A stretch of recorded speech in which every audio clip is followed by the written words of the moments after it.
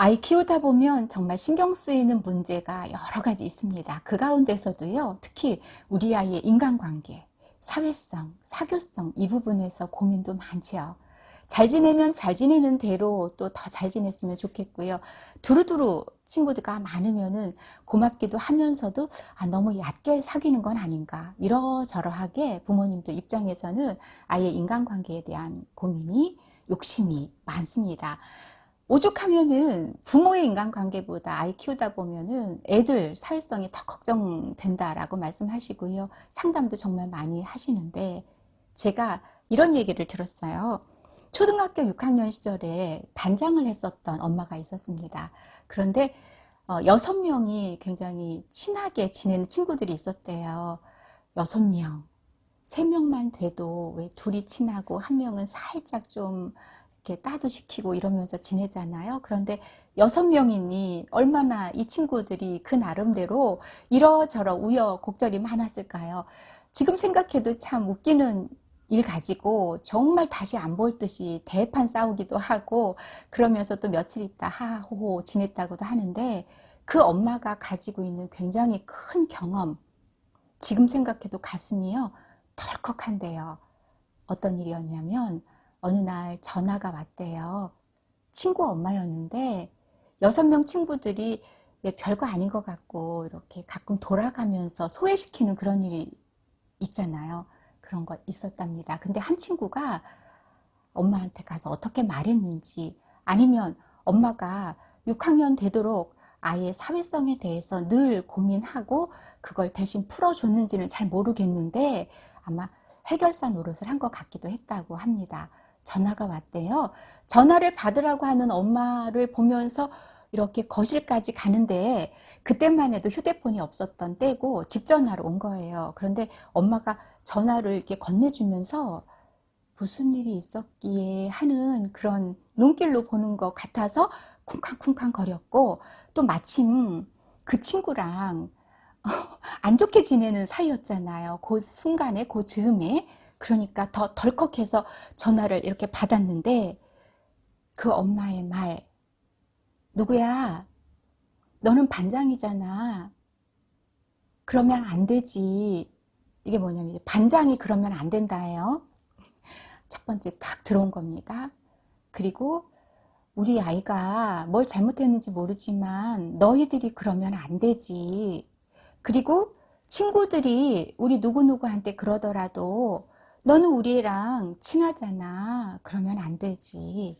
이런 식으로 얘기를 하신 거예요.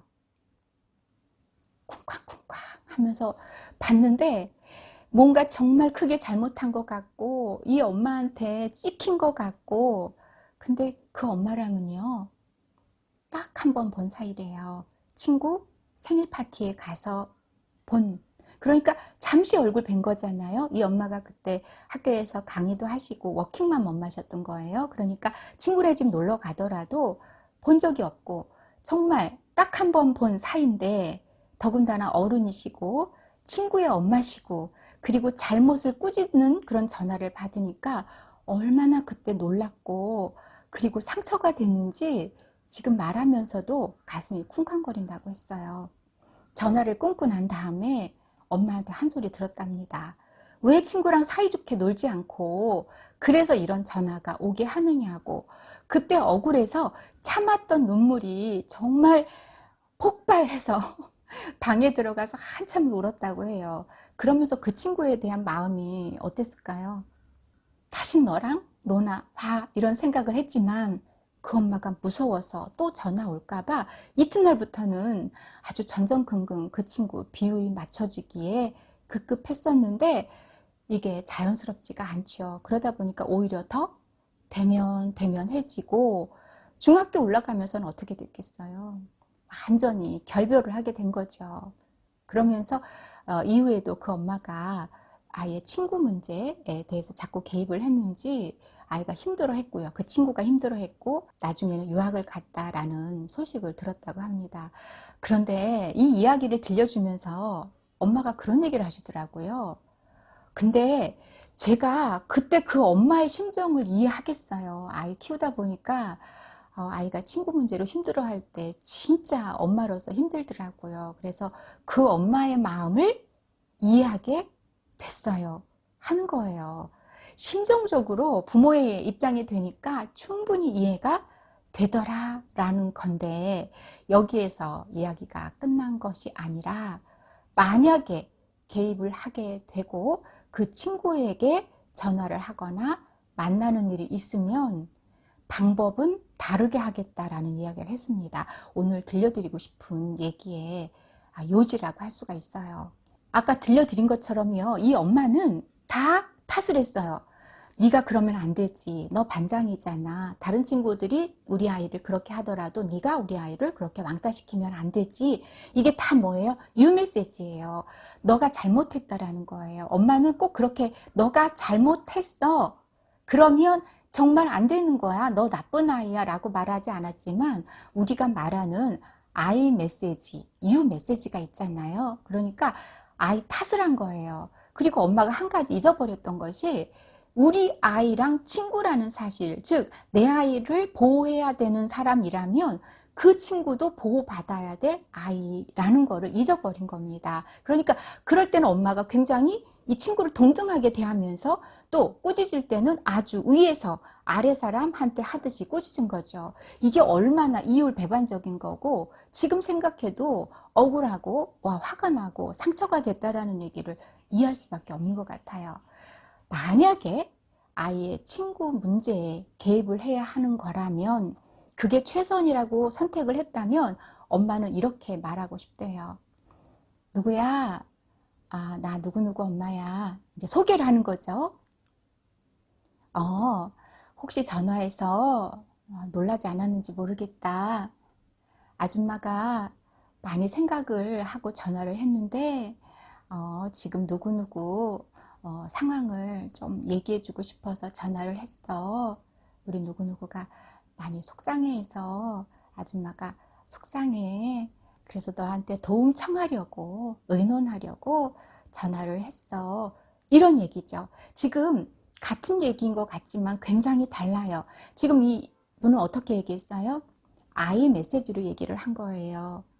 우리 상황이 이렇다라는 걸 이야기한 거지, 네가 그러면 어떻게 하냐, 너가 반장식이나 돼서 리더가 돼서 그렇게 하면 어떡하냐, 너는 우리 아이랑 친하지 않느냐, 결국은 다 잘못했다라는 유 메시지였다면, 후자의 경우는 어떤가요? 그래요. 우리 상황이 이러이러한데 네가 놀랄까봐 걱정이 된다. 그런데 이 상황을 설명해 주어야 너희들끼리 서로 잘 놀 것 같아서 아줌마가 용기를 내서 전화를 했어. 아줌마도 많이 생각했고 참 조심스럽다. 이렇게 이야기를 하면은 어른이고 친구 엄마신데 이렇게 나를 존중해 주시는구나. 나를 인격적으로 대하는구나. 이렇게 느끼고 좀 떨리고 당황한 마음은 있겠지만, 그래도 상처로 남을 일까지는 아닐 수 있다라는 거죠. 부모가 되면 선택을 해야 될 일이 참 많아요. 매사가 선택이고 결정인 것 같은데, 개입할 것인가 말 것인가. 사실은 아이들의 인간관계는 부모님이 개입할 것은 아닙니다. 자기들끼리 해결하게 기다려주는 것도 방법이고요. 그런데 우리 아이는 정말 부모가 개입을 해줘야 돼. 그렇지 않으면 얘가 여기에서 벗어날 수가 없어 라는 것을 판단했다면, 상대방 아이도 굉장히 존중해 줘야 된다는 거.